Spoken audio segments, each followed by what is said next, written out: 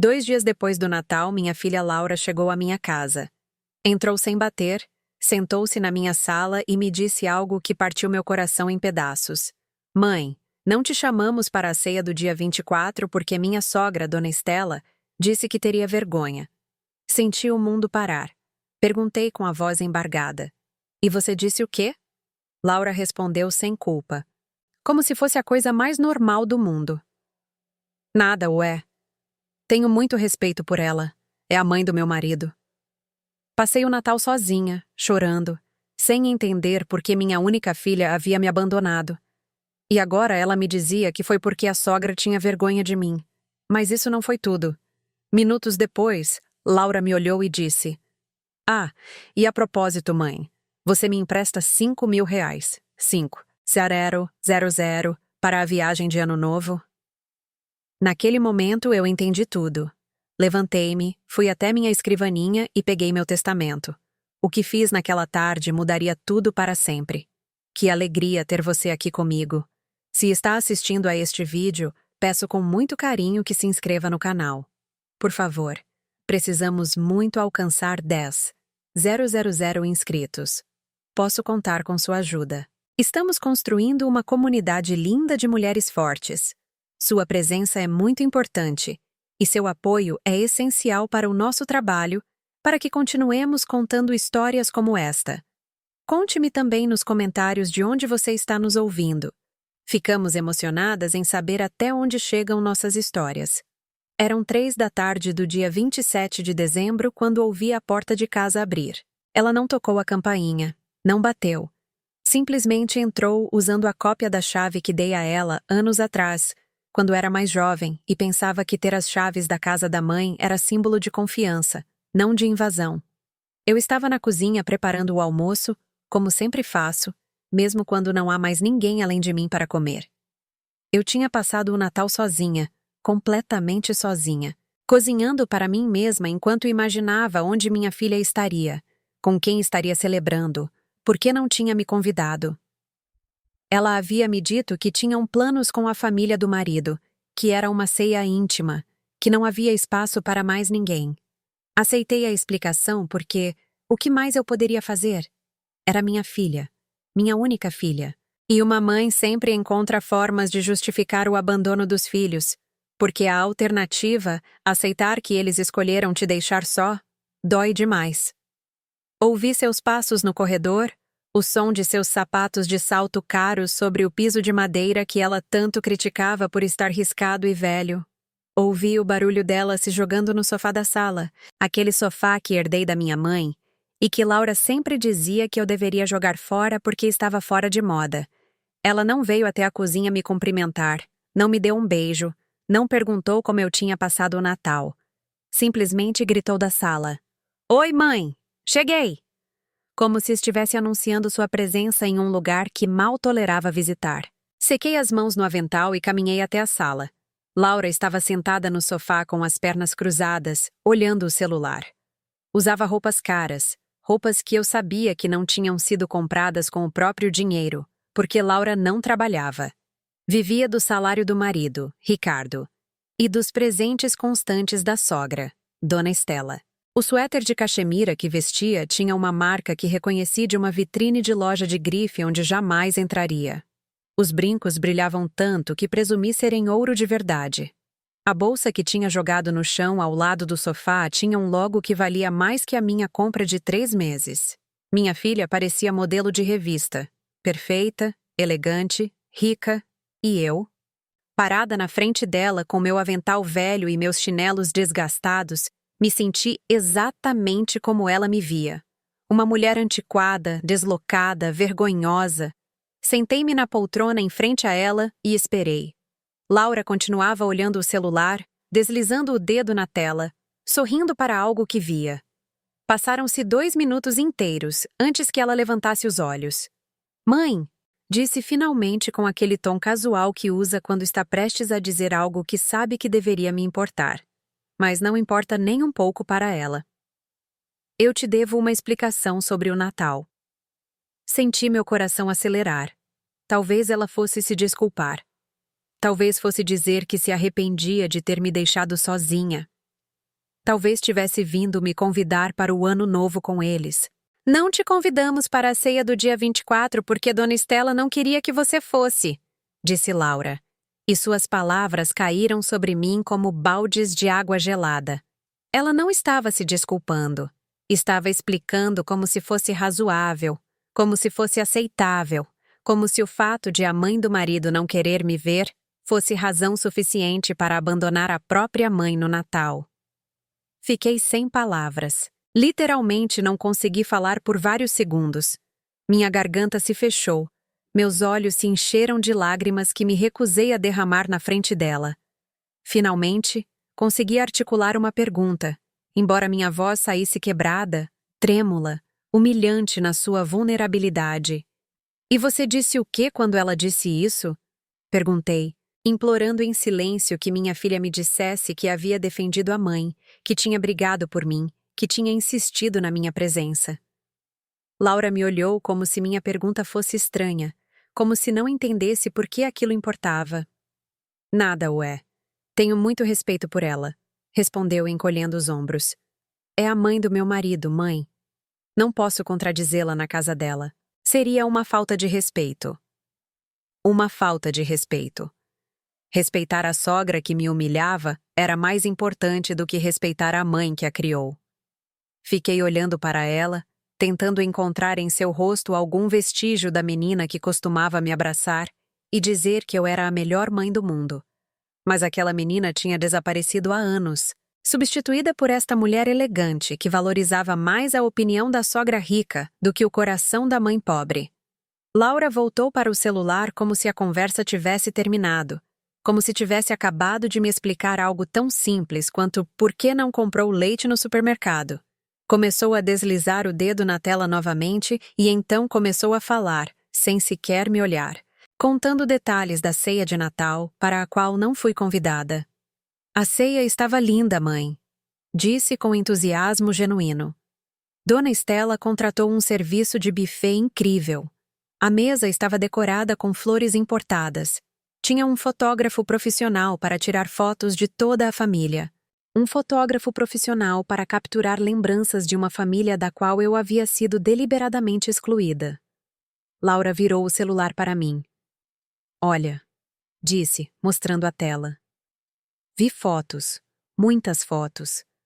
A mesa era de fato linda, coberta com uma toalha de linho branco, arranjos de mesa elaborados, louça fina que brilhava sob lustres de cristal.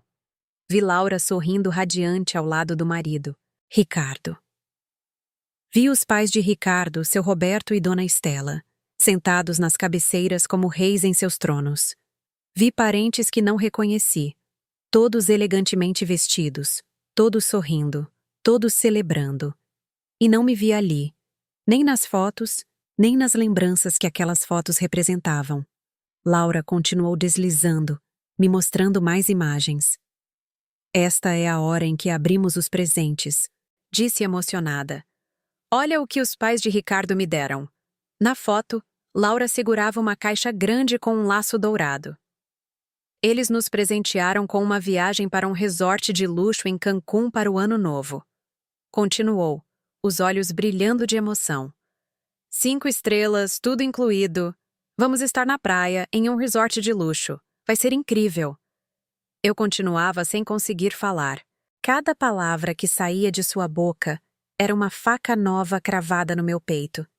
Minha filha estava me contando com alegria absoluta sobre o Natal maravilhoso que teve sem mim, sobre a viagem de luxo que faria com a família que me excluiu, sobre o quão feliz ela era em um mundo onde eu não cabia. E então, sem nenhuma transição, sem nenhuma consciência da crueldade absoluta de suas palavras, Laura guardou o celular, olhou-me diretamente e disse algo que fez meu mundo inteiro mudar para sempre. A propósito, mãe, você me empresta 5.000 reais? Fiquei completamente imóvel. Ela acabara de me contar que a sogra tinha vergonha de mim, que ela tinha respeitado essa vergonha mais do que a própria mãe, que tinha passado um Natal luxuoso sem mim, que ia para uma viagem de 5 estrelas paga pelos sogros, e agora estava me pedindo dinheiro. É para comprar roupas novas para a viagem, explicou, como se fosse a coisa mais natural do mundo. Não posso ir com a roupa que tenho. Preciso de roupa de praia bonita, sabe? Vestidos, biquínis de marca, sandálias. Vamos ficar em um lugar muito chique. Não posso fazer feio. 5.000 reais para roupas, para uma viagem que eu jamais poderia pagar. Uma viagem com a família que decidiu que eu não era boa o suficiente para compartilhar uma ceia de Natal. Se você me emprestar, insistiu Laura, agora me olhando com expectativa. Eu preciso hoje. Vou ao shopping esta tarde. Se puder me dar em dinheiro, seria perfeito. Ou pode fazer um Pix também. Algo dentro de mim se quebrou naquele momento. Não foi meu coração, porque meu coração já estava partido desde o dia 24 de dezembro, quando percebi que passaria o Natal sozinha. O que se quebrou foi algo mais profundo, mais definitivo. Quebrou-se a ilusão. A ilusão de que minha filha me amava. A ilusão de que nosso vínculo significava alguma coisa. A ilusão de que eu era mais do que um banco do qual ela podia sacar dinheiro quando precisava. O que eu faria? Eu daria o dinheiro, como sempre fazia? Ou finalmente faria algo diferente? Algo que mudaria nossa relação para sempre? Eu me chamo Beatriz. Tenho 64 anos e sou viúva há 8 anos. Meu marido, Fernando, morreu de um infarto fulminante enquanto dormia ao meu lado. Uma noite ele se deitou depois do jantar, me deu um beijo na testa, como fazia todas as noites, e na manhã seguinte não acordou. Fernando me deixou bem protegida financeiramente. Trabalhou a vida toda como contador. Economizou com disciplina, investiu com sabedoria. Quando morreu, me deixou esta casa, que hoje vale 6 milhões de reais, porque o bairro se valorizou muito nos últimos anos. Também me deixou terrenos rurais que herdou de sua família, terras que hoje valem 3 milhões de reais, e me deixou economias e investimentos que somam 2 milhões de reais. No total, meu patrimônio é de 11 milhões de reais. 11 milhões que ninguém sabe que eu tenho, exceto meu advogado e eu. Laura é minha única filha, tem 35 anos. Eu a criei sozinha por muitos anos, porque Fernando trabalhava de sol a sol para nos dar uma vida digna. Fui eu quem a levou à escola todas as manhãs, quem a ajudou com o dever de casa todas as tardes, quem passou noites em claro quando ela estava doente, quem pagou sua faculdade com o dinheiro que Fernando e eu economizamos, sacrificando férias e luxos. Laura se casou há 4 anos com Ricardo, um homem que vem de família rica. Os pais dele, seu Roberto e Dona Estela, são donos de vários negócios de sucesso. Eles têm dinheiro de verdade, o tipo de dinheiro que se nota em tudo o que fazem, em como se vestem, onde moram, em como falam. Quando Laura começou a sair com Ricardo, notei mudanças nela. Ela começou a ter vergonha da nossa casa. Um dia, ela chegou com Ricardo para me apresentá-lo, e eu vi como ele olhava ao redor com desconforto, como ela se desculpava em voz baixa para ele pela decoração antiquada, pelos móveis velhos, pelo piso riscado. Ela começou a ter vergonha de mim também, da minha roupa simples, do meu penteado discreto, da minha forma de falar sem as palavras sofisticadas que a família de Ricardo usava. Dona Estela é tudo o que eu não sou. Elegante, refinada, viajada, usa roupa de grife, vai à Europa 2 vezes por ano, fala de restaurantes estrelados dos quais eu nunca ouvi falar. E Laura, minha filha, começou a querer ser como ela em vez de ser como eu. Depois do casamento, as visitas de Laura ficaram menos frequentes. Antes, ela vinha 2 ou 3 vezes por semana. Depois do casamento, começou a vir 1 vez por semana, depois 1 vez a cada 2 semanas, depois 1 vez por mês, e quando vinha, sempre tinha algo para criticar. Mãe, você deveria trocar estas cortinas. Elas estão desbotadas pelo sol. Mãe, este sofá já está muito afundado. Compre um novo. Mãe, sua cozinha parece dos anos 80. Precisa de uma reforma. Mas as críticas não eram o pior. O pior eram os empréstimos. Laura começou a me pedir dinheiro emprestado pouco depois de se casar. No começo, eram quantias pequenas. R$ 2.000 para consertar o carro do Ricardo, R$ 3.000 para pagar um cartão de crédito, R$ 1.500 para um presente de aniversário para Dona Estela. Eu sempre emprestava sem perguntar para que ela realmente precisava, sem colocar condições, sem pedir que assinasse nenhum documento. Era minha filha. Confiava nela. Mas Laura nunca devolveu nem um centavo. Nunca. Nos últimos 4 anos, emprestei a ela mais de R$ 40.000 que simplesmente desapareceram. Toda vez que eu mencionava o dinheiro, ela mudava de assunto ou dizia que estavam passando por um momento difícil financeiramente, que logo me pagaria. Mas esse logo nunca chegava. E então começaram os natais sozinha. Há 3 anos, Laura me disse que passariam o Natal com a família de Ricardo, porque Dona Estela tinha organizado uma ceia grande, e eles não podiam faltar. Passei aquele Natal sozinha, chorando na frente da televisão, comendo o jantar que preparei para mim mesma. No ano seguinte, a mesma história. E este ano, o 3º consecutivo, novamente sozinha. 3 natais seguidos sem minha única filha. 3 natais onde aparentemente eu não cabia na sua nova vida. Se você está gostando desta história, por favor, certifique-se de que já está inscrita no canal. Precisamos muito alcançar 10 inscritos. Posso contar com seu apoio ao nosso trabalho? Fiquei sentada na poltrona olhando para Laura, que ainda esperava minha resposta sobre os R$ 5.000, ainda com aquela expressão de expectativa, como se o que acabara de me pedir fosse razoável e normal depois de me confessar que a sogra tinha vergonha de mim e que ela havia escolhido respeitar essa humilhação. Senti algo estranho acontecer dentro de mim naquele momento. Não era raiva exatamente, embora houvesse raiva. Não era tristeza pura, embora a dor fosse quase física. Era algo mais parecido com clareza, como quando você usa óculos com a graduação errada por anos e finalmente coloca os corretos e de repente vê o mundo como ele é, nítido e sem distorções. Vi minha filha com clareza pela primeira vez em anos. Vi que as visitas, cada vez menos frequentes, não eram porque estava ocupada construindo seu casamento, mas sim porque eu a envergonhava. Vi que os empréstimos que nunca devolvia não eram porque passava por momentos difíceis, mas sim porque me via como um banco do qual podia sacar dinheiro sem consequências.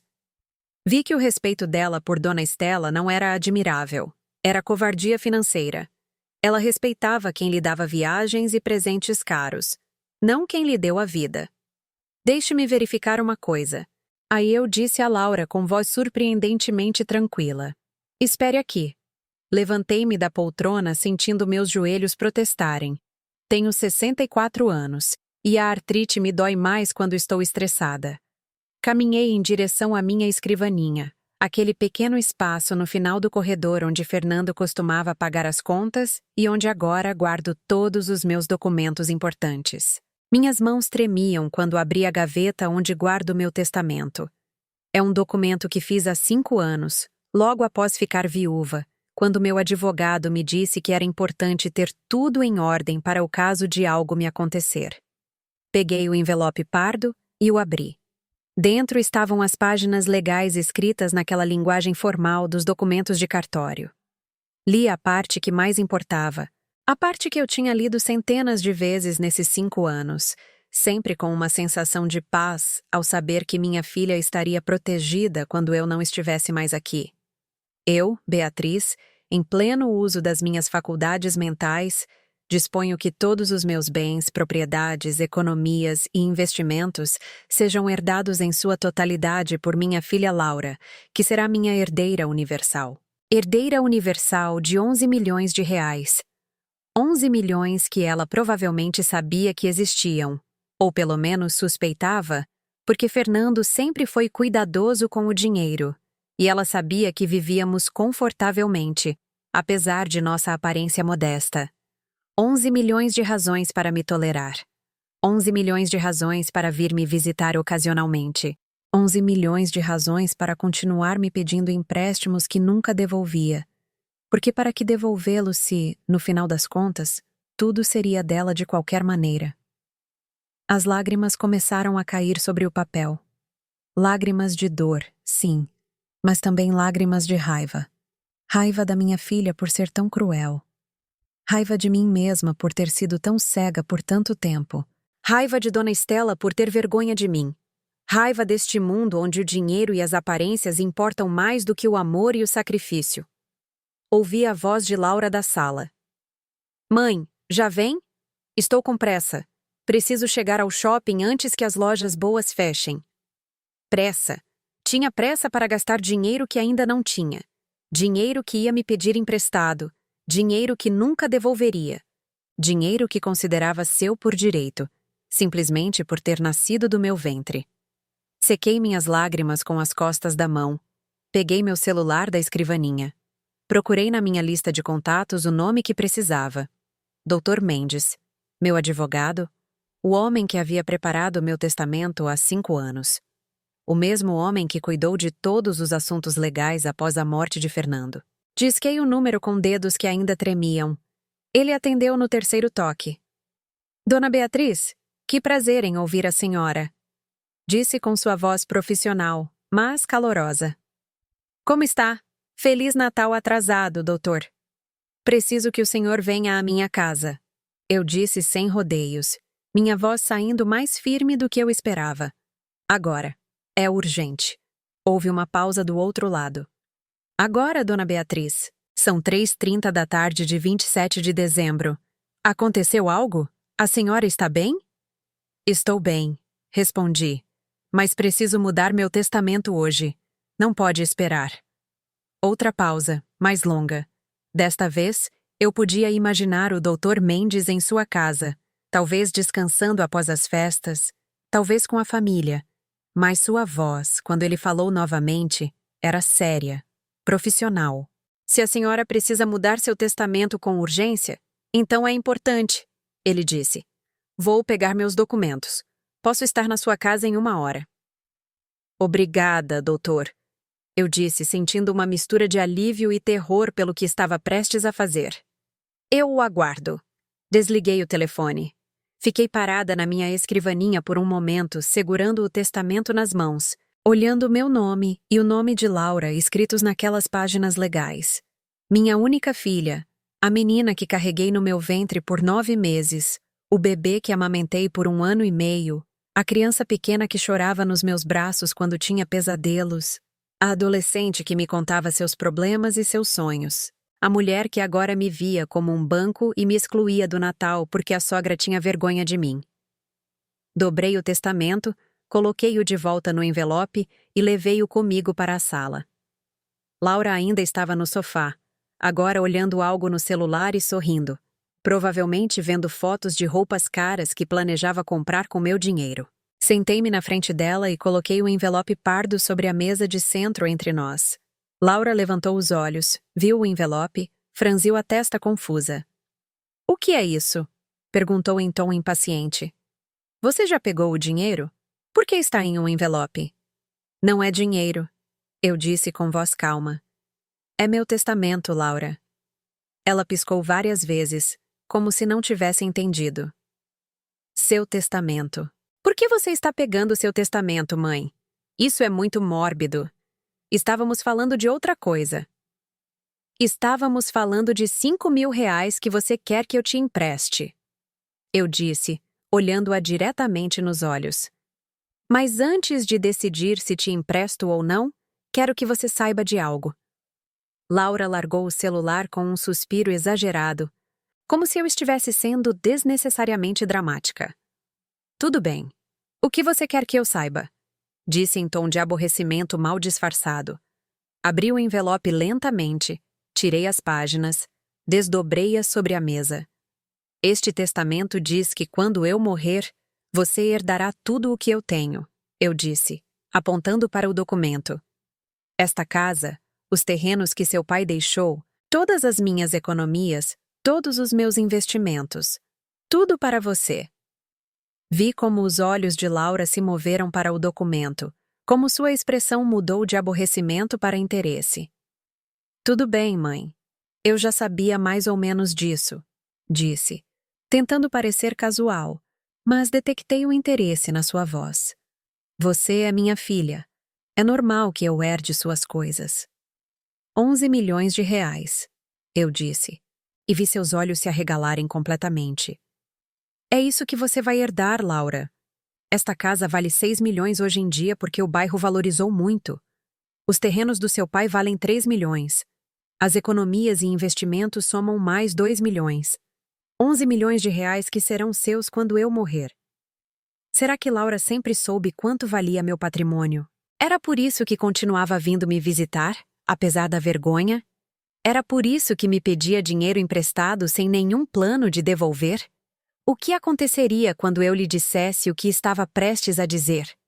Vi como Laura engoliu em seco, como seus olhos voltaram a olhar para o documento sobre a mesa com renovado interesse. Eu nunca tinha dito a ela exatamente quanto dinheiro eu tinha. Sempre fui discreta sobre minhas finanças, como Fernando me ensinou a fazer. Mas agora, ao ver a cobiça mal disfarçada em seu rosto, entendi algo terrível. Minha filha não só sabia que eu tinha dinheiro, ela estava esperando por ele. Estava esperando que eu morresse para herdar 11 milhões de reais, e enquanto isso, me usava como banco pessoal. Eu não sabia que era tanto, disse Laura finalmente, tentando parecer surpresa, mas sem conseguir esconder completamente sua emoção. 11 milhões é muito dinheiro, mãe. Sim, é muito dinheiro. Concordei com voz tranquila. Seu pai trabalhou a vida toda para garantir que estivéssemos bem. Foi um homem prudente, econômico, inteligente com os investimentos e me deixou muito bem protegida. Laura assentiu, seus olhos ainda fixos no testamento. Eu podia ver as rodas girando em sua cabeça, calculando, planejando. É por isso que vim te pedir os 5 mil reais, disse com um sorriso que suponho que deveria parecer doce, mas só me pareceu falso. Eu sei que você tem o dinheiro, mãe. E são só 5 mil. Não é tanto considerando. Bem, considerando tudo o que você tem. Considerando tudo o que ela tem. Não considerando todo o sacrifício que fiz por ela. Não considerando os anos que o pai dela trabalhou. Considerando quanto dinheiro havia disponível para ela pegar. Antes de decidirmos sobre os 5 mil reais, eu disse lentamente: quero que você me conte mais sobre o Natal. Preciso entender exatamente por que sua sogra, Dona Estela, tem vergonha de mim. Laura se mexeu desconfortável no sofá. Ai, mãe, eu já te disse. Dona Estela é assim, ela tem os padrões dela. O que ela disse exatamente? Interrompi. Preciso saber as palavras exatas que ela usou. Laura suspirou com irritação, como se eu estivesse sendo irracionalmente insistente sobre um assunto que para ela claramente não tinha importância. Ela disse que não queria que você viesse porque sua casa é velha e suas roupas são antiquadas, respondeu finalmente em tom de aborrecimento. Disse que você não se encaixava no nível da família dela e que ela teria vergonha de que os outros convidados a vissem. Cada palavra era como levar um tapa. Não se encaixava no nível da família dela. Ela teria vergonha de que me vissem. E você disse o quê quando ela disse isso da sua mãe? Perguntei de novo, precisando ouvir mais uma vez, precisando confirmar o que eu já sabia. Laura me olhou com exasperação. Eu já te disse, mãe. Não disse nada. O que você queria que eu dissesse? Dona Estela é a mãe do meu marido. Eu moro praticamente na casa dela. Ela nos paga muitas coisas, nos presenteia com viagens, nos ajuda quando precisamos. Não posso desrespeitá-la contradizendo-a. Seria uma bobagem da minha parte. Mas não seria uma bobagem desrespeitar a própria mãe. Eu disse com a voz começando a falhar. Não seria uma bobagem me deixar sozinha no Natal porque sua sogra rica tem vergonha da sua mãe pobre. Você não é pobre, mãe, disse Laura, apontando para o testamento. Você tem 11 milhões de reais. Você é mais rica do que muitas pessoas, só que não parece porque se recusa a gastar dinheiro em si mesma. Continua usando roupa velha, continua morando nesta casa que precisa de reforma, continua agindo como se não tivesse nada. Fiquei olhando para ela, sem conseguir acreditar no que estava ouvindo.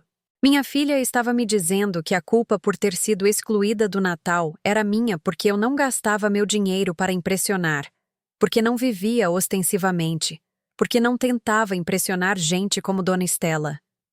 Então, a solução, eu disse lentamente, seria eu gastar meu dinheiro em roupas caras e reformar minha casa para que sua sogra não tenha vergonha de mim, para que eu possa ser digna de compartilhar uma ceia de Natal com sua nova família. Bom, eu não diria exatamente assim, começou Laura, mas eu a interrompi. Como você diria, então, Laura? Porque do meu ponto de vista, é exatamente isso que parece. Laura cruzou os braços, seu rosto mostrando irritação genuína agora. Ai, mãe, por que você é tão dramática? É só Natal, não é para tanto. No próximo ano você pode vir, se isso te importa tanto. Se me importa tanto? Repeti, sentindo a raiva crescer no meu peito. Passei 3 natais consecutivos sozinha, Laura. 3 anos chorando enquanto minha única filha celebrava com outra família. 3 anos me perguntando o que eu fiz de errado como mãe para merecer ser abandonada na data mais importante do ano. Eu não te abandonei, disse Laura em tom defensivo. Eu só fui a uma ceia com a família do meu marido. É você quem está fazendo isso ser maior do que é. Maior do que é? Eu disse, minha voz aumentando de volume apesar dos meus esforços para manter a calma. Sua sogra disse que tinha vergonha de que me vissem. E você, em vez de defender a sua mãe, em vez de dizer a ela que isso era inaceitável, em vez de insistir que eu estivesse presente, simplesmente aceitou a humilhação dela, porque ela tem dinheiro e te dá coisas. Não é por causa do dinheiro, gritou Laura, levantando-se agora. É porque eu a respeito. É porque elas entendem como essas coisas funcionam. Dona Estela tem razão, mãe. Sua casa é antiquada. Sua roupa é velha. Você não se encaixa em certos ambientes. E se isso te incomoda tanto, faça algo a respeito em vez de ficar sentada aqui se vitimizando. O silêncio que se seguiu às suas palavras foi absoluto. Ficamos nos olhando, mãe e filha, separadas por um abismo que acabava de se tornar impossível de cruzar. Vi naquele momento com absoluta clareza que havia perdido minha filha há muito tempo, não para a morte, não para a distância, mas para a cobiça e a superficialidade. Eu a tinha perdido para a Dona Estela e seu mundo de aparências. A campainha tocou. Laura olhou para mim confusa. Você está esperando alguém? Perguntou com desconfiança. Sim, respondi, caminhando em direção à porta com o testamento ainda nas mãos. Estou esperando meu advogado. Vi o rosto de Laura empalidecer. Seu advogado. Por que você chamou seu advogado, mãe? Abri a porta. O Dr. Mendes estava parado na soleira com sua maleta de couro, vestido de terno apesar de ser dia de festas, com expressão profissional, mas preocupada. Dona Beatriz? Ele disse com uma leve inclinação de cabeça. Vim o mais rápido que pude. Obrigada por ter vindo, doutor. Eu disse, afastando-me para deixá-lo entrar. Por favor, entre. Temos um trabalho importante a fazer. O Dr. Mendes entrou e viu Laura parada na sala com expressão de pânico mal contido. Ele a cumprimentou educadamente. Boa tarde, senhorita Laura. Laura não respondeu, apenas ficou olhando para o advogado e depois para mim, e depois para o testamento que eu ainda segurava nas mãos. O Dr. Mendes e eu caminhamos até a mesa da sala de jantar. Ele abriu sua maleta e começou a tirar documentos, canetas, formulários legais. Laura nos seguiu, agora claramente alarmada. Mãe, o que está acontecendo? Perguntou com a voz aguda. Por que seu advogado está aqui? Sentei-me à mesa de jantar, coloquei meu testamento à minha frente e olhei para minha filha diretamente nos olhos. Eu vou mudar meu testamento, eu disse com a voz clara e firme. Agora, na sua frente, porque quero que você entenda exatamente o que estou fazendo e por quê. Laura ficou completamente branca. O quê? Gritou. Você não pode fazer isso. Eu sou sua filha. Esse dinheiro é meu. Não, eu disse tranquilamente. Esse dinheiro é meu. E eu posso fazer com ele o que eu quiser. O Dr. Mendes olhou para mim com expressão séria. Dona Beatriz, antes de prosseguir, preciso me assegurar de que a senhora está tomando esta decisão livremente, sem pressão e em pleno uso das suas faculdades mentais. A senhora tem certeza de que quer mudar seu testamento neste momento? Completamente certa, respondi sem hesitar. Nunca estive tão certa de algo na minha vida. Alguma vez você já teve que tomar uma decisão que sabia que mudaria sua vida para sempre? Uma decisão entre proteger sua dignidade ou manter a paz com sua família? Conte-me nos comentários. Às vezes, as decisões mais dolorosas são as únicas honestas que nos restam. O Dr. Mendes assentiu gravemente e começou a preparar os documentos necessários. Laura ficou parada ao lado da mesa, tremendo visivelmente, com lágrimas começando a rolar por suas bochechas. Mas não eram lágrimas de arrependimento, eram lágrimas de pânico. Pânico de perder 11 milhões de reais. Mãe, por favor! Começou a suplicar com voz desesperada. Espere, podemos conversar sobre isso. Você não precisa fazer nada drástico. Podemos resolver as coisas. Eu já tentei conversar, eu disse, mantendo minha voz firme, embora sentisse meu coração se despedaçar. Eu te perguntei o que você disse quando sua sogra declarou que tinha vergonha de mim. Você me disse que não disse nada porque a respeita. Essa foi sua resposta. Essa foi sua escolha. Você está interpretando tudo mal, gritou Laura, sua voz aumentando histericamente. Eu não queria te excluir, foi Dona Estela. E você cedeu a essa pressão, respondi. Você escolheu obedecer à mulher que me humilhou, em vez de defender sua mãe, e depois veio aqui. Me contou tudo com total naturalidade e me pediu 5.000 reais emprestados para comprar roupa para a viagem que essa mesma família te presenteou. Laura limpou as lágrimas com raiva.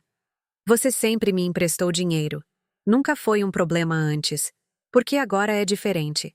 Porque agora eu entendo por que você nunca devolve nenhum centavo, eu disse com amargura. Porque na sua mente, esse dinheiro já é seu de qualquer forma. Você só está pegando sua herança adiantada. 40.000 reais em empréstimos que você nunca pagou e agora queria mais 5.000 para comprar roupas de grife. O Dr. Mendes levantou os olhos dos seus documentos.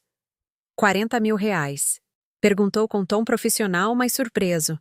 Em quanto tempo? 4 anos, respondi. Desde que ela se casou, sempre com desculpas diferentes. Sempre prometendo que devolveria, nunca cumprindo. O doutor anotou algo em seus papéis, mas não fez mais comentários. Laura ouviu escrever e entrou em pânico total. Isso não tem nada a ver com nada, gritou. Esse dinheiro foi para emergências. Eu pretendia devolver. Comprar roupa cara para uma viagem de luxo é uma emergência? Perguntei com voz cansada. Laura, já chega de mentiras. Para si mesma, para mim, para todos. Já chega. Ela se deixou cair em uma das cadeiras da sala de jantar, chorando agora com soluços dramáticos. Mãe, por favor, suplicou em meio às lágrimas. Não faça isso. Eu sou sua única filha, sua única família. O que vai acontecer quando você for velha e precisar de ajuda? A quem você vai recorrer? Suas palavras me atingiram com força, porque tocavam meu medo mais profundo. O medo de toda mulher da minha idade. O medo de terminar sozinha, doente, sem ninguém para cuidar de mim. Mas então, lembrei-me de algo fundamental. Laura, eu disse olhando-a diretamente. Eu já sou velha. Eu já preciso de ajuda. Eu já estou sozinha. Passei 3 natais sozinha enquanto você celebrava com outra família. Quando precisei de você, quando precisei que me defendesse, você escolheu sua sogra. Você já me abandonou. A única coisa que está mudando agora é que você perde o acesso ao meu dinheiro. Laura ficou sem palavras por um momento. Depois, mudou de tática, seu rosto se transformando de súplica em raiva. Você é uma egoísta, gritou levantando-se violentamente. Toda a sua vida foi assim. Você sempre se vitimiza, sempre faz tudo ser sobre você. Talvez Dona Estela tenha razão em ter vergonha de você. As palavras saíram de sua boca como veneno, projetadas para me ferir, para me fazer recuar. Mas em vez de doerem, me deram clareza final e absoluta. Esta mulher gritando comigo, chamando-me de egoísta, validando a vergonha que a sogra sentia por mim. Esta mulher já não era minha filha. Talvez nunca tenha sido. Talvez eu só tenha visto o que queria ver. Doutor Mendes, eu disse com a voz completamente tranquila. Por favor, agora prossiga com o Novo Testamento. O advogado assentiu e começou a ler em voz alta.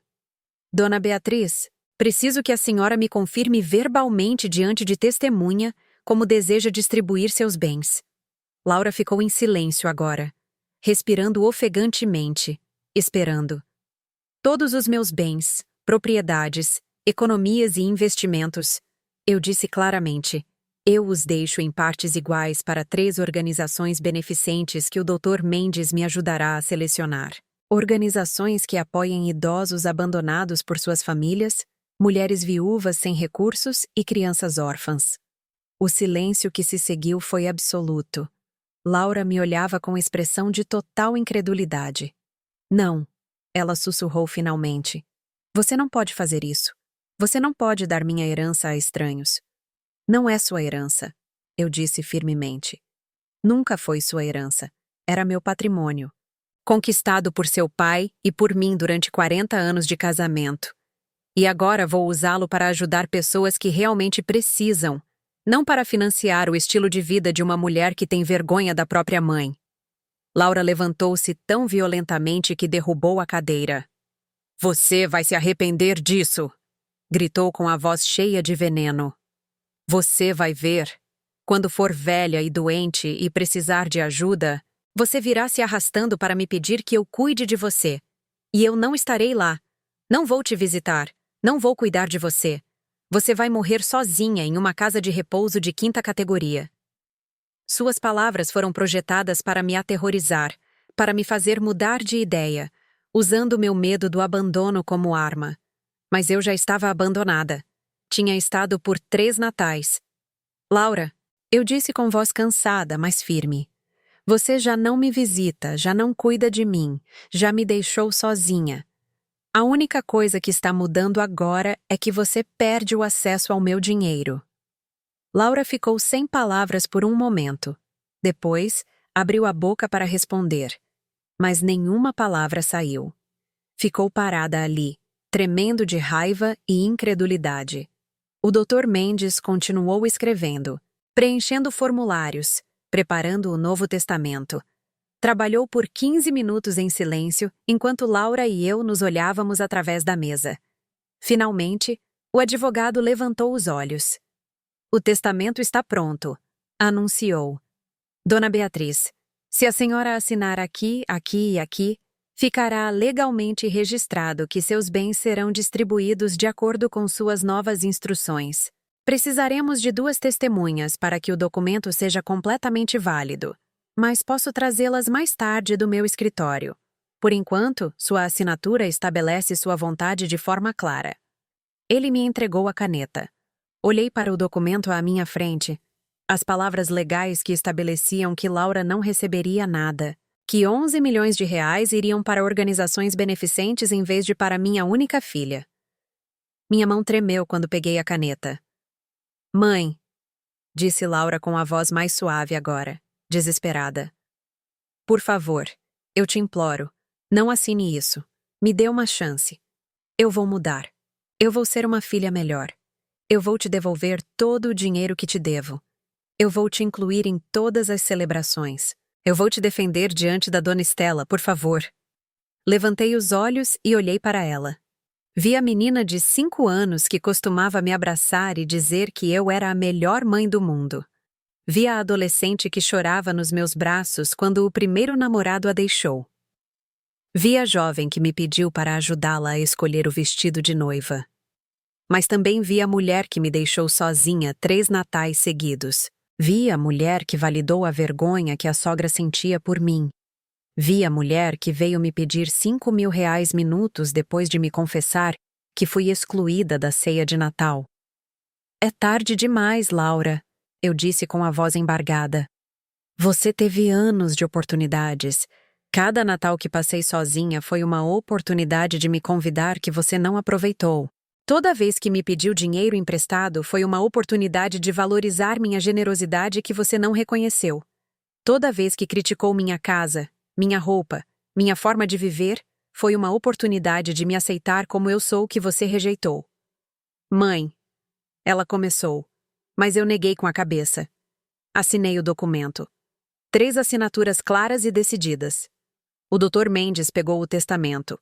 Revisou-o, assentiu com aprovação profissional. Está feito, ele disse. Com as testemunhas adicionais que traremos, este testamento será legalmente vinculante e irrevogável. Laura soltou um grito abafado, como se tivesse acabado de receber uma facada. Ela se virou e correu para a porta, pegando sua bolsa cara do sofá no caminho. Na porta, virou-se para me olhar uma última vez. Você vai se arrepender, disse com a voz cheia de ódio. Você vai ficar sozinha pelo resto da sua vida e vai se lembrar deste dia, quando podia ter consertado tudo. Eu já estou sozinha, respondi. A diferença é que agora é minha escolha, não a sua. Laura saiu batendo a porta com força, fazendo a casa inteira tremer. O silêncio que restou era pesado, doloroso, mas também estranhamente libertador. O Dr. Mendes guardou todos os documentos em sua maleta com movimentos cuidadosos e precisos. Olhou para mim com uma expressão que misturava respeito profissional com preocupação genuína. Dona Beatriz, ele disse suavemente, a senhora tem certeza de que está tudo bem? Isso não foi fácil. Não foi fácil, concordei, sentindo o peso do que acabara de fazer cair sobre mim como um cobertor pesado. Mas foi necessário. O advogado assentiu lentamente. Voltarei amanhã com 2 testemunhas do meu escritório para completar a validação legal do testamento. Uma vez que isso for feito, o documento será absolutamente irrevogável, a menos que a senhora decida mudá-lo novamente no futuro. Não vou mudá-lo, eu disse com certeza. Esta é minha decisão final. Depois que o Dr. Mendes se foi, fiquei sozinha na minha casa silenciosa. Sentei-me no sofá onde Laura havia estado sentada há apenas 1 hora, o mesmo sofá que ela criticava por estar velho e afundado. Olhei ao redor da minha sala com seus móveis antiquados, suas cortinas desbotadas, seu piso riscado.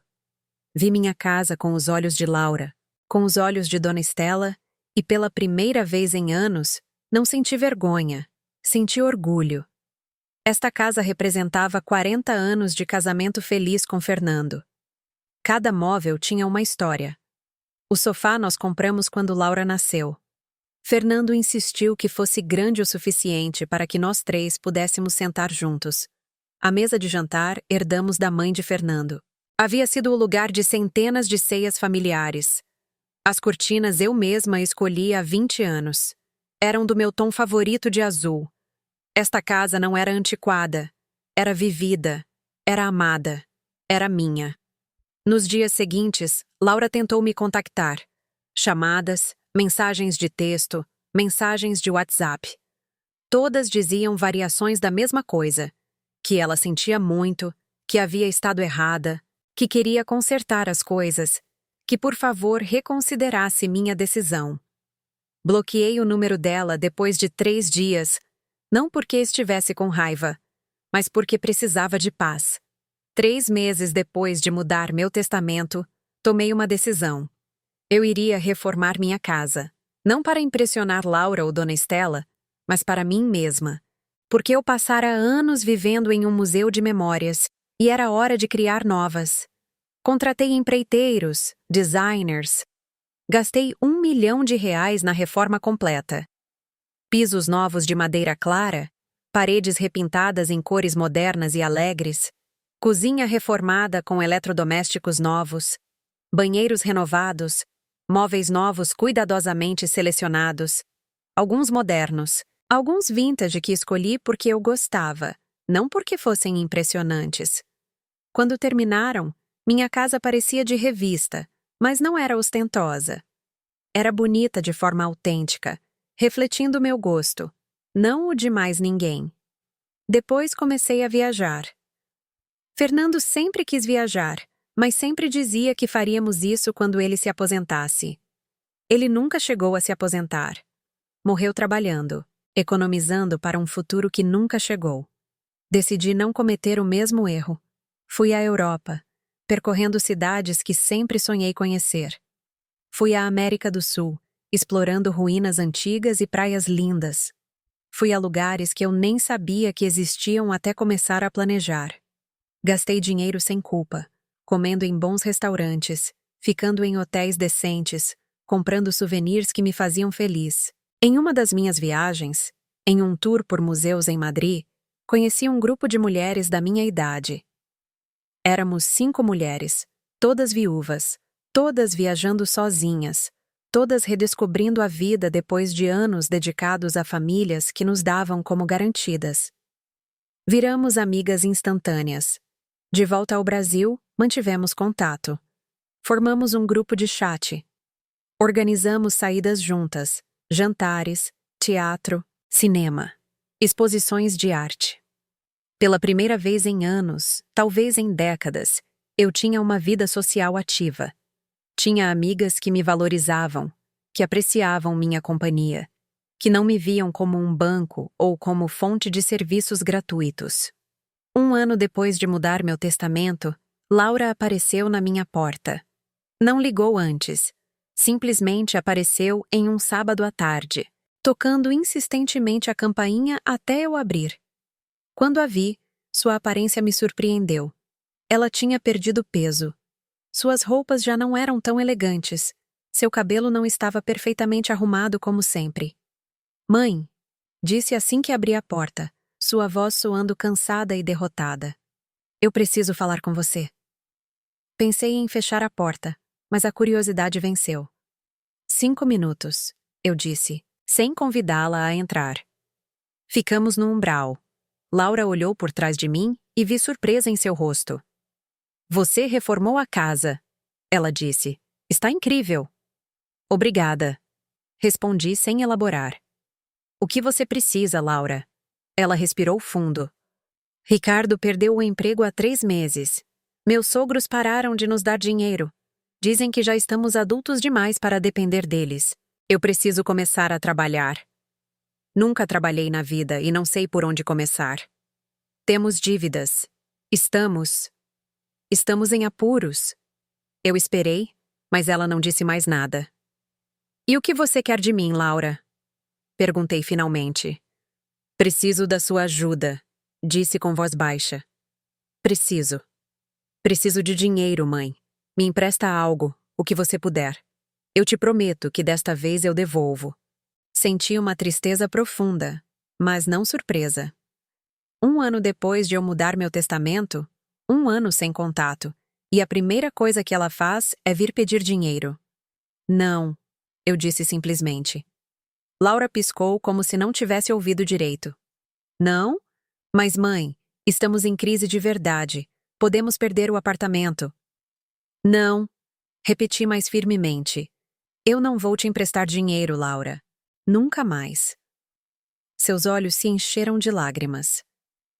"Você nem vai ajudar a sua própria filha?" "Eu te ajudei durante 35 anos", respondi. "Eu te dei tudo. Meu tempo, meu amor, meu dinheiro. E quando você teve que escolher entre sua mãe e sua sogra que tinha vergonha de mim, você escolheu ela. Essa foi sua decisão. Esta é a minha." "Mas já se passaram meses", ela suplicou. "Você não pode me perdoar?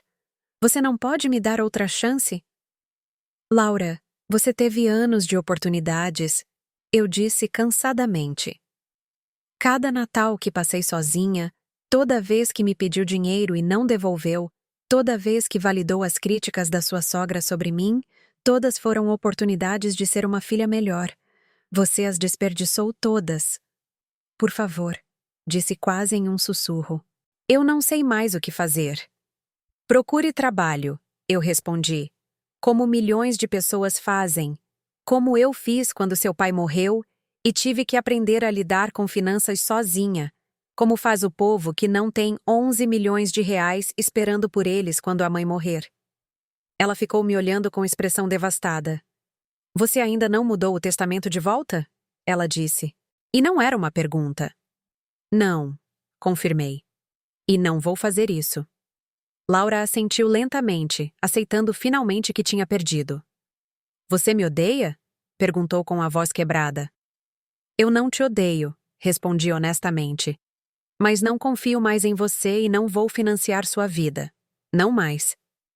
Ela se virou para ir embora, mas parou. Dona Estela e eu não nos falamos mais, disse sem me olhar. Quando eles pararam de nos dar dinheiro, eu percebi que ela nunca me valorizou. Só valorizava que Ricardo viesse de boa família. Você tinha razão sobre ela. Você tinha razão sobre tudo. Ter razão não me faz sentir melhor, eu disse. Só me deixa triste pelo tempo que perdemos. Laura se foi e não voltou. 2 anos depois do dia em que mudei meu testamento, estou sentada na minha sala reformada, no meu sofá novo que escolhi porque eu gostei, não porque impressionasse ninguém.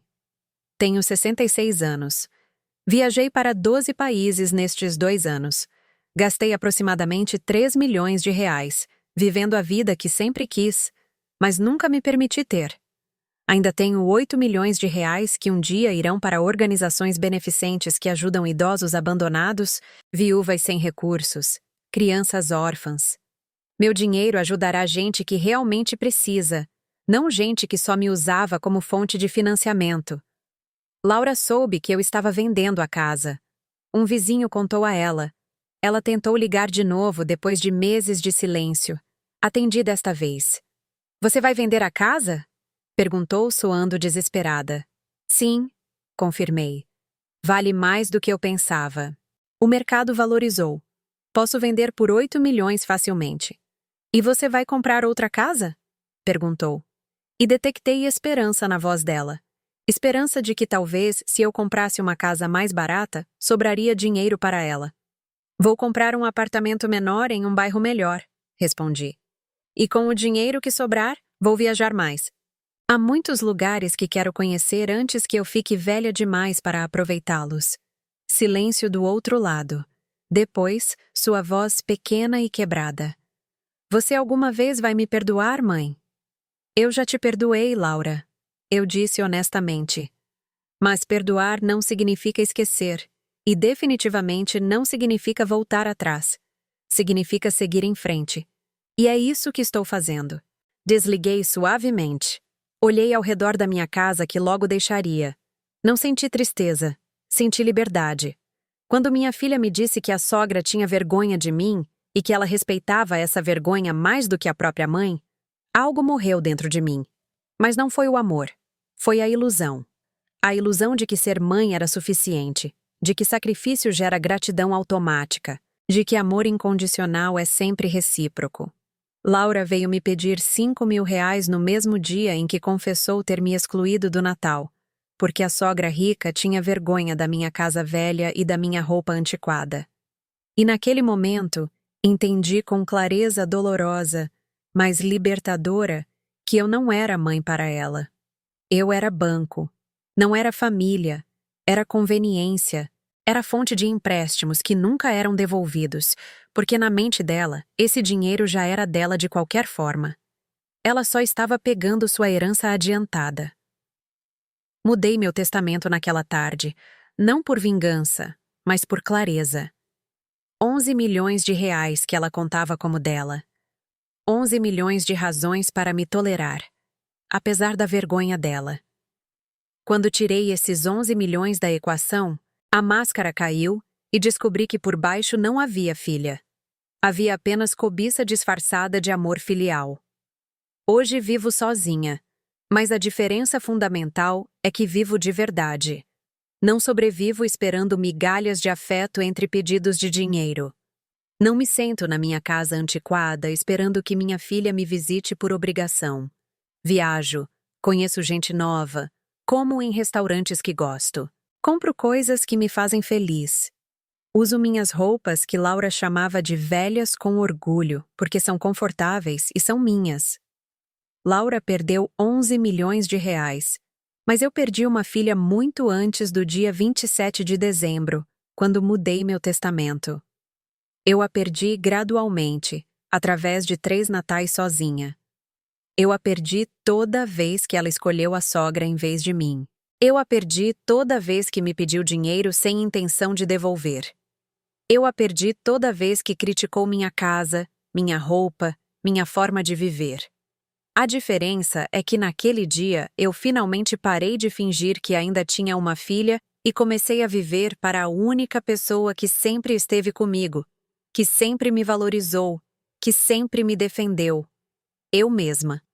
E acontece que essa é a melhor companhia que tive em anos.